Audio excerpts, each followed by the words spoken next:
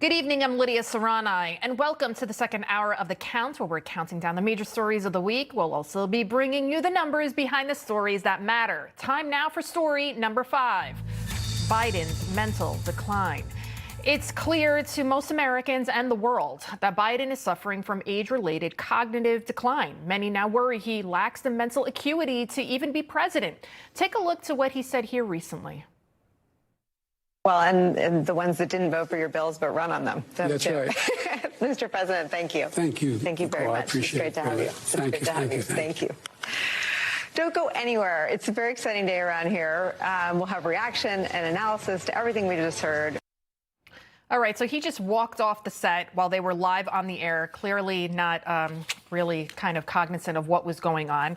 Let's bring in our guest, former HUD Secretary and neurosurgeon, Dr. Ben Carson. Thank you, sir, for being with us. What do you make of the president's increasing number of gaffes?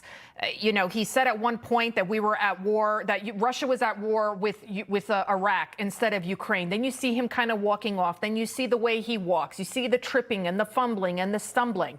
It's just kind of getting out of control at this point. Well, you know, we've become sort of a laughing stock. I talk to a lot of people in other countries, and everybody knows that this is not normal. And, you know, people do age and they do have some declines. But this is beyond that in general. There are several members of Congress who are as old as the president or older than he, and who are perfectly intact in terms of their cognition. And it really makes an argument for doing a complete examination on people once they reach a certain age, including a cognitive function test. They're relatively easy to do, and any normal adult should be able to pass them. And, you know, the fact that they don't want to do one and don't want to release results tells you pretty much all you need to know about what's going on here. Oh, absolutely. And, you know, the sad part is what's happened to the whole world.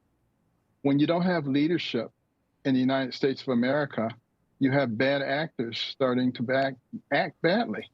And that's a problem. And look at our economy and look at the southern border and look at what's going on educationally and with transportation infrastructure. And the list goes on and on when you don't have good leadership. And those people on the other side of the aisle actually know that, but they would rather have the power than to do what's right. And people don't understand that if you have dementia, you can be physically perfect. I have a close family member. He's doing extremely well physically, but mentally you're seeing the issues there. How much of a national security issue is this at this point? Well, obviously it's a big issue. I mean, if he has access to, you know, the button and nuclear weapons and a whole host of things that are less detrimental than those things, you would want somebody who was at the top of their mental function, not somebody who was questionable in that situation. So it's a grave danger to us. It's a grave danger to the world. And at some point, I hope that people who can do something about this will stop and just take a breath and say, look, what works for us as a country? Not works for us as a party or as a wing of a party, but what works for us as a country? Can you just for one moment stop and think about the rest of the country? Amen. Dr. Ben Carson, thank you so much for joining us this evening.